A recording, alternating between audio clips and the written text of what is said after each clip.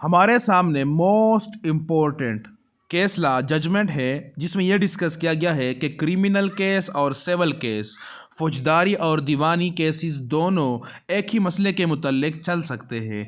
जो साइटेशन है, रेफरेंस है केस लॉ का 2018 PCRLJ पेज जो है 145, सिंध हाई कोर्ट की जजमेंट है। इसमें डिस्कस किया गया है पैरा ए पिनल कोड एक्ट जो है 1860 का है, सेक्शंस 420, 468, 471 एंड 34, यानी फ्रॉड, फोर्जरी और फोर्जरी को एज ए जेन्युइन इस्तेमाल करना और कॉमन इंटेंशन।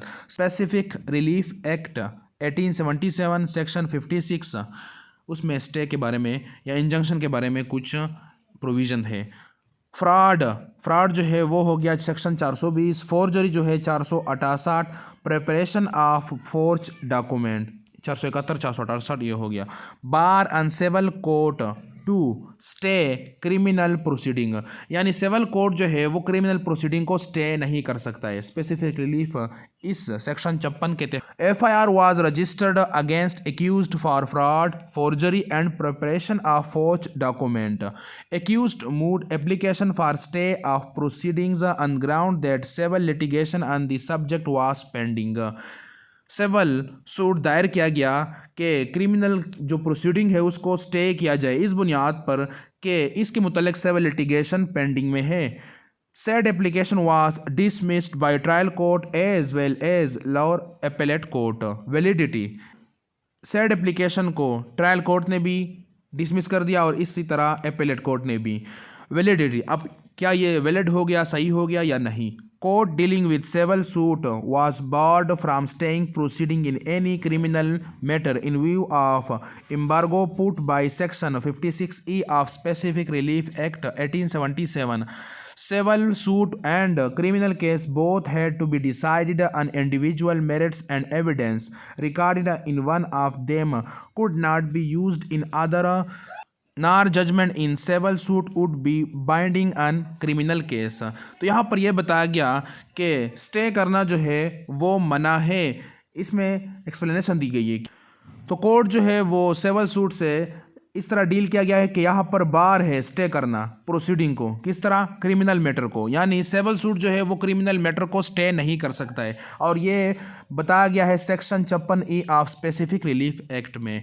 सिविल सूट और क्रिमिनल केसेस जो है वो दोनों इंडिविजुअल मेरिट्स और एविडेंस रिकॉर्ड करने के बुनियाद पर फैसला किए जाएंगे और एक जो है वो दूसरे के खिलाफ स्टे का सबब नहीं बन सकता है। ना एक जजमेंट जो है यानी सिविल सूट जो है वो बाइंडिंग नहीं है क्रिमिनल केस पर कि सिविल मुकदमे में इस तरह फैसला हुआ है तो इस तरह क्रिमिनल केस पर का भी फैसला इस तरह हो जाए। और यही एक्सप्लेनेशन, यही प्रिंसिपल डिस्कस किया गया है 1995 CMR पेज जो है 1621, 2006 CMR पेज जो है 512, 2008 CMR पेज जो है 839।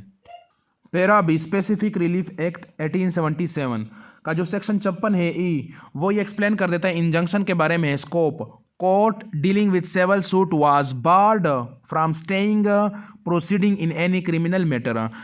कोर्ट जो है वो डील कर रहा है सिविल सूट से, तो बार है किससे, स्टे करना प्रोसीडिंग को, किस तरह प्रोसीडिंग, जो क्रिमिनल मैटर के मुतल्लिक हो, यानी सिविल सूट के बुनियाद पर क्रिमिनल प्रोसीडिंग को स्टे नहीं किया जा सकता है, यानी इंजंक्शन ग्रांट नहीं किया जा सकता है। तो इस केस लॉ में हमने ये डिस्कस किया कि क्रिमिनल केस और सिविल केस दोनों अपने मेरिट्स पर फैसला किए जाएंगे, यानी पैरेलल चल सकते हैं बैक वक्त साइमल्टेनियसली। और सिविल कोर्ट की जो जजमेंट है, सिविल सूट की जो फैसला है वो क्रिमिनल केस पर बाइंडिंग नहीं है और इसके साथ सिविल सूट के बुनियाद पर क्रिमिनल मैटर, क्रिमिनल केस को स्टे नहीं किया जा सकता है।